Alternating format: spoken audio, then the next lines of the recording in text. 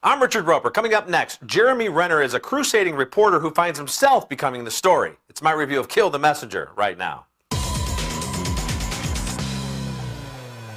Jeremy Renner doesn't put much movie star mustard on his performance as a newspaper reporter in Kill the Messenger, and that's one of the reasons the work is so strong. Renner's performance as San Jose Mercury News investigative journalist Gary Webb is one of the more authentic portrayals of an old-fashioned, telephone-working, note-taking, go-to-where-the-story-takes-you reporter in recent memory. Mary Elizabeth Winstead is terrific as Gary's editor, as is Oliver Platt playing his publisher. This is the biggest story the Merc's ever had.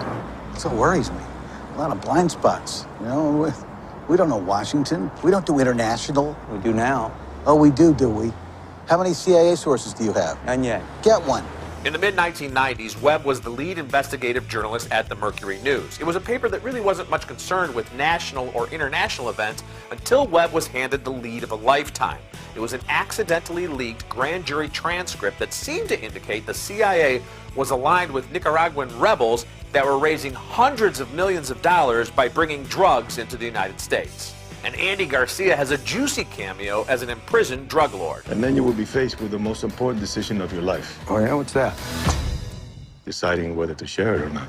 Once the story is published, Webb is hailed as a hero, but the movie is called Kill the Messenger. It's as much about what happens to Webb after the story breaks than it is about his investigative heroics. The CIA goes after Webb.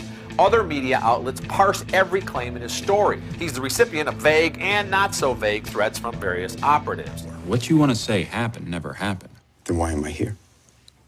American kids were going to die in that war. American kids did die, and they're still dying. Just not the ones you care about, apparently. We'd never threaten your children, Mr. Webb. What? What'd you say? The Washington Post and the LA Times and other media became more focused on discrediting Webb's reporting than in pursuing the dark alliance he wrote about. It took years and years for Webb to be essentially vindicated. Kill the Messenger is a solid tribute to Gary Webb's work. It's too bad it wasn't filmed and released about 15 years ago when the real-life Gary Webb could have really used that vindication. But it's still a story that needs to be told. I give this movie an A-. I'm Richard Roeper. You can get all my reviews at richardroeper.com and at reels.com.